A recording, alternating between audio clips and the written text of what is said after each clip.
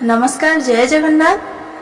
पिला माने आज आम तुम अष्टम श्रेणी जो रही भागवत सूक्ति संग्रह आज आम से आलोचना करवा। तो ये कौन आसी ना जगन्नाथ दास को ओडिया भागवत रु आसी। अच्छा पिला माने जगन्नाथ दास को जो ओडिया भागवत रही केतोटी अध्याय विशिष्ट ना केतेटा स्कंद ना 11टा स्कंद।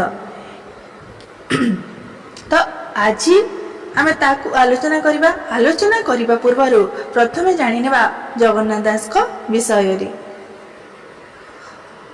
ओडिया साहित्य रे जगन्नाथ दास से केते शताब्दी थिले ना 15 शताब्दी 16 शताब्दी प्रथमार्धर कवि। तो ये जो समयटा रहिला ई समय को आमे केउ जुग नाम रे जानिछे ना पंचसखा जुग। तो पंचसखा पिला माने मु जो कहली पंचसखा तबे केउ मानकु नै पंचसखा ना बलराम दास, जगन्नाथ दास, जसवंत दास, अच्युतानंद दास और शेषानंद दास ई 5 जन को नै हमरा पंचसखा। तो सही समय रे जे वैष्णव धर्म को नै अनेक गुड़िए रचनावली सब रहिथिला।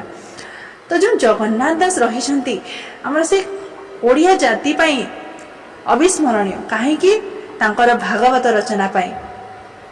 तांकर जो ओडिया भागवत रही संस्कृत भागवतर छाया रचित।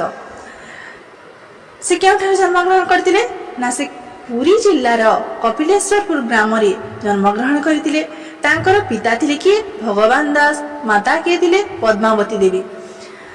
तांकर जदि रचनावली देखिबा कौन सब रही अर्थ कोइली, गुप्त भागवत, तुला वीणा, दारु ब्रह्म गीता, शैवागम भागवत, मृगुणी स्तुति, गज निस्तारण ये सब तांकर रचना रही। तो से प्राय 60 रु ऊर्ध्व खंड कौन रचना कर ग्रंथ रचना करिसेंती। किंतु ए सब मध्य तांकर जदि श्रेष्ठ कृति कौन कहले आमे कौन कहबा भागवत, जहाँ पाई से ओडिया मानकर प्रत्येक घरे घरे परिचित। तो ये जो भागवत ओडिया भागवत रही तार ता पछरे मध्य गोटे कहानी रही। जिते बेले आगरे कौन होता ना तांकर जो बापा थिले से जने पुराण पंडित थिले और से कौन करथिले प्रतिदिन पुराण पाठ करुथिले एवं तांको माँ जो थिले से सब शुणुथिले। किंतु जो सब पुराण गुड़िक रही ताहा संस्कृत भाषा रे रचित होइतिला जहा फल रे तांको बुझिबाकू कष्ट होउतिला। तो सही कष्ट को लाघव करिया पई कोन कले ना जगन्नाथ दास कोन कले ताकू ओडिया रे अनुवाद कले। जहा फल रे कहा जाय जे ई भागवत संपर्क कहा जाय जननी रो इच्छा हैला ओडिया जातिर रक्षा कवच। तो ये जो रही तुम्हारा जो पाठ विषय वस्तु रही आम आज आलोचना करवा। तो प्रथमे कौन रही अनेक प्रथमे आम आवृत्ति करवा। यह क्यों वृत्ति रचित ना नवाक्षरी यार प्रत्येक पदर अक्षर संख्या हूँ 9। तो प्रथमे आम ताको पढ़ीदेवा। अनेक जन्म तप फले मनुष्य जन्म मही तले ता जन्म धन्य ए संसारे जे रहे पर उपकारे जे प्राणी परे हिंसा करे देवता पूजे से न तरे अमृत विनय वचन कही तो शिव प्राणी मन उत्तम संगे संगजर से करे उत्तम व्यवहार साक्षाते गुरु जे ईश्वर गुरु को नमणि बनर महते जहा चरिबे इतरे ताही करिबे निकटे थिले अनादर एहिटी संसार व्यवहार कर्म करणे फल पाई प्राणित अवश्य वंचाई परम शास्त्र भागवत अभ्यास करुथिब नित्य। ताठारे कौन कही अनेक जन्म तप फले मनुष्य जन्म मही तले ପିଲାମାନେ କୁହାଯାଏ ଯେ ମନୁଷ୍ୟ ଜନ୍ମ ହେଉଛି ଅତ୍ୟନ୍ତ ଦୁର୍ଲଭ ଜନ୍ମ। ଆମେ କେତେ କ'ଣ ତପସ୍ୟା କରିଛେ ଯାହାର ଫଳସ୍ୱରୂପ ଆମକୁ ମଣିଷ ଜନ୍ମ ମିଳିଛି। ତେଣୁ ଏହି ମଣିଷ ଜନ୍ମକୁ ଆମେ ବ୍ୟର୍ଥତା ଭିତରେ ନ କରି କିଛି ସାର୍ଥକ ଆମେ ଜୀବନକୁ ସାର୍ଥକ ହେଲା ଭଳିଆ କର୍ମ କରିବା ଉଚିତ। ତାପରେ କୁହାଯାଇଛି ଯେ ତା ଜନ୍ମ ଧନ୍ୟ ଏ ସଂସାରେ ଯେ ରହେ ପର ଉପକାରୀ। ତ ଆମେ ଯେହେତୁ ଏହି ଦୁର୍ଲଭ ଜନ୍ମକୁ ପାଇଛେ ତ ଭଲ କର୍ମ କରିବା। ତ ଏଠାରେ କବି କ'ଣ କହୁଛନ୍ତି? ତା ଜନ୍ମ ଧନ୍ୟ ଏ ସଂସାରେ। କାହାର ଜନ୍ମ ଧନ୍ୟ? ଯେ ଅନ୍ୟର ଉପକାର କରେ, ତାର ଜୀବନ ଧନ୍ୟ। ଯେ ପ୍ରାଣୀ ପରେ ହିଂସା କରେ ଦେବତା ପୂଜିସିତ ସେ ନତରେ। ତ ଯେଉଁ ପ୍ରାଣୀ ଯେଉଁ ମଣିଷ ଅନ୍ୟକୁ ହିଂସା ଦ୍ୱେଷ ଆଚରଣ କରି ଭଗବାନଙ୍କୁ ପୂଜା ଅର୍ଚ୍ଚନା କରେ ତେବେ ସେଇ ପୂଜା ଫଳପ୍ରତି ହୁଏ ନାହିଁ, ସେ ମୋକ୍ଷ ପ୍ରାପ୍ତ ହୋଇପାରେ ନାହିଁ। ତେଣୁ ଅନ୍ୟ ପ୍ରତି ହିଂସା କପଟ ଦ୍ୱେଷ ଆଚରଣ କରିବା ଉଚିତ ନୁହେଁ।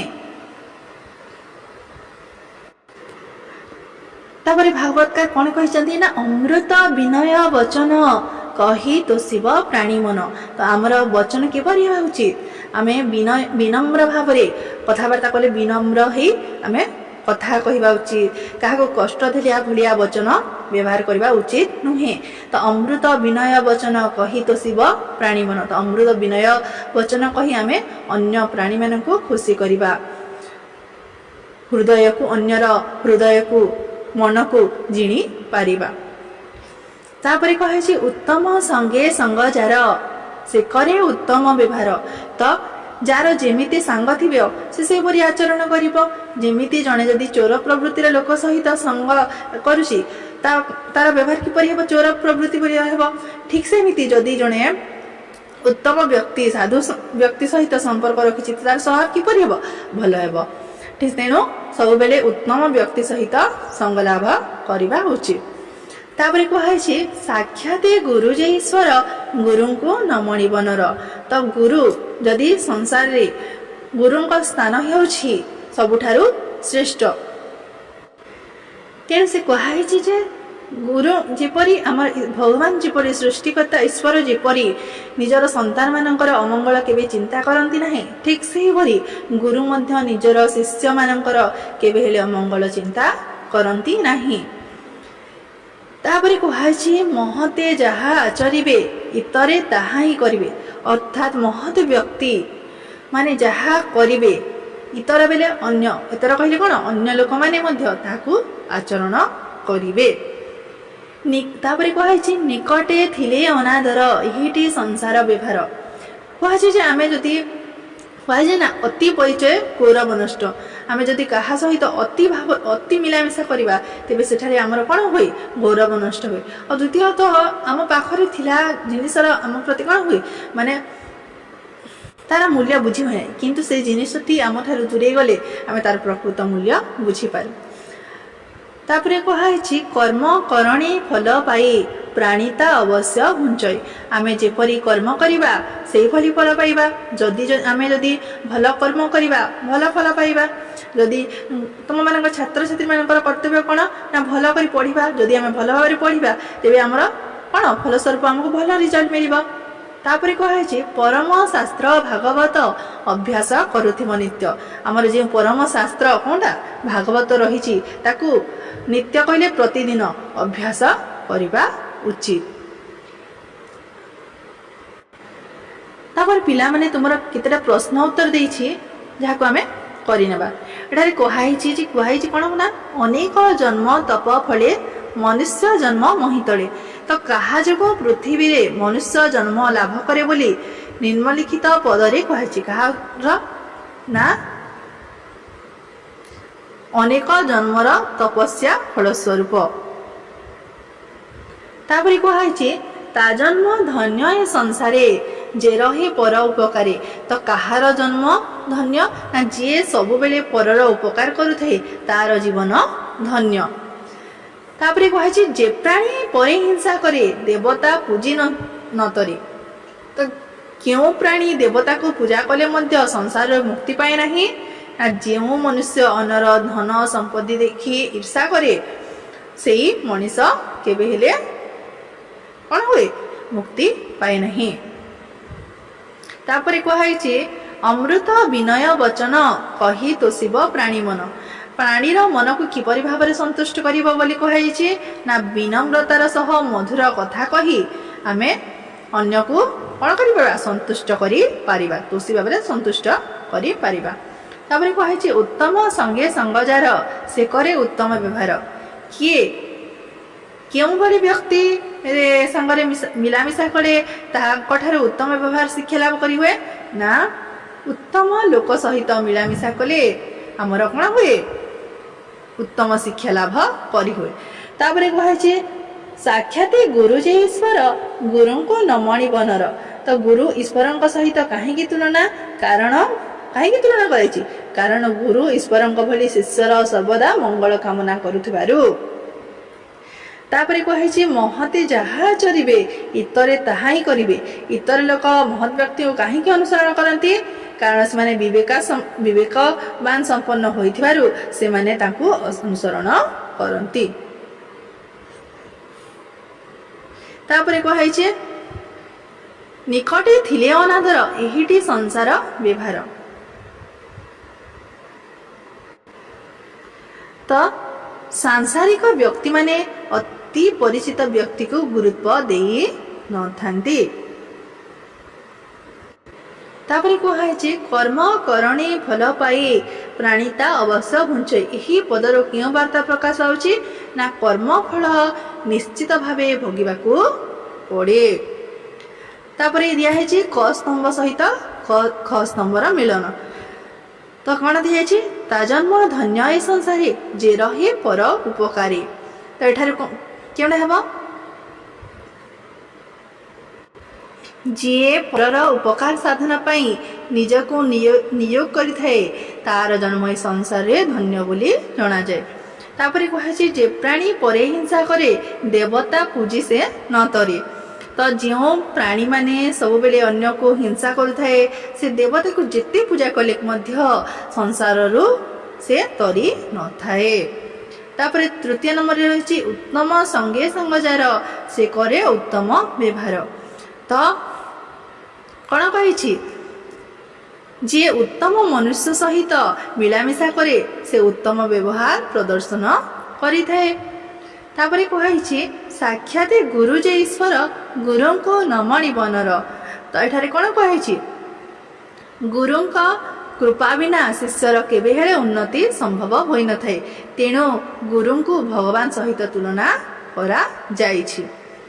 ତାପରେ କୁହାଯାଇଛି ମହତେ ଯାହା ଚରିବେ ଇତରେ ତାହା ହିଁ କରିବେ। ତ କ'ଣ କୁହାଯାଇଛି ମହତ୍ ବ୍ୟକ୍ତିର ଆଚାର ବ୍ୟବହାର ଏବଂ ମହତ୍ କାର୍ଯ୍ୟ ପ୍ରତି ଅନ୍ୟ ଲୋକମାନେ କ'ଣ ହୋଇଥାନ୍ତି ଆକର୍ଷିତ ହୋଇ ସେହି କାର୍ଯ୍ୟ କରିଥାନ୍ତି। ତାପରେ କୁହାଯାଇଛି କର୍ମ କରଣେ ଫଳ ପାଇ ପ୍ରାଣିତା ଅବଶ୍ୟ ଘୁଞ୍ଚଇ। ତ କ'ଣ କୁହାଯାଇଛି ଯିଏ କ'ଣ ମନୁଷ୍ୟ ଯେମିତି କର୍ମ କରିବ ତାର ଫଳ ନିଶ୍ଚିତ ଭାବରେ ତାକୁ ଭୋଗ କରିବାକୁ ପଡ଼ିବ। ତାପରେ ଆମେ ଏଇ ଯେଉଁ ପଙ୍କ୍ତି ଦିଆହେଇଛି ତାକୁ ଯୋଡ଼ିବା ଅନେକ ଜନ୍ମ ତପ ଫଳେ କ'ଣ ମନୁଷ୍ୟ ଜନ୍ମ ମହି ତଳେ ତା ଜନ୍ମ ଧନ୍ୟ ଏ ସଂସାରେ। କ'ଣ ତା ଜନ୍ମ କାହା ଯେ ରହେ ପର ଉପକାରୀ। ଅମୃତ ବିନୟ ବଚନ କହି ତୋଷିବ ପ୍ରାଣୀ ମନ। ଉତ୍ତମ ସଙ୍ଗେ ସଙ୍ଗଜାର ସେ କରେ ଉତ୍ତମ ବ୍ୟବହାର। ସାକ୍ଷାତ ଗୁରୁ ଯେ ଈଶ୍ୱର ଗୁରୁଙ୍କୁ ନ ମଣିବ ନର। ମହତେ ଯାହା ଚରିବେ ଇତରେ ତାହା ହିଁ କରିବେ। ନିକଟେ ଥିଲେ ଅନାଦର ଏହିଟି ସଂସାର ବ୍ୟବହାର।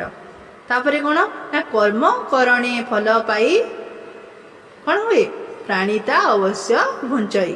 ଯେ ପ୍ରାଣୀ ପରେ ହିଂସା କରେ କ'ଣ ଦେବତା ପୂଜି ସେ ନ ତରେ। ପିଲାମାନେ ମନେ ରଖିବା ପାଇଁ ଭାଗବତର ଆଉ କେତେକ ଅମୃତ ପଦାବଳୀ ରହିଛି ଯାହା ଶୁଣ ନା କ'ଣ ପ୍ରଥମେ ଅମୃତ ବିନୟ ବଚନ କହି ତୋଷିବ ପ୍ରାଣୀ ମନ।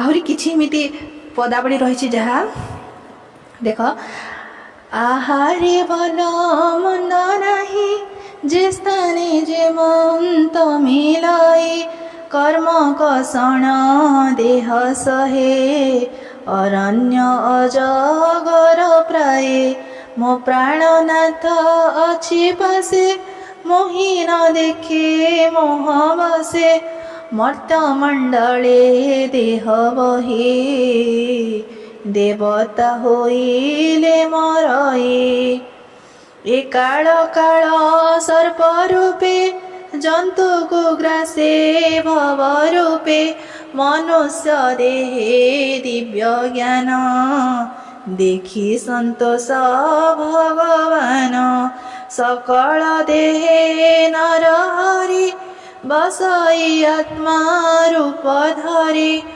ଯୁଗକୁ ଯୁଗ ଏହି ମତେ ପରମାନନ୍ଦ ଏ ଜଗତେ ଏ ଘୋର କଳି ଯୁଗ ଗତି ଲୋକେ ହୋଇବେ ଦୁଷ୍ଟମତି କେବଳ ପରମାର୍ଥ ଶାସ୍ତ୍ର ଅଭ୍ୟାସ କରୁଥିବ ନିତ୍ୟ।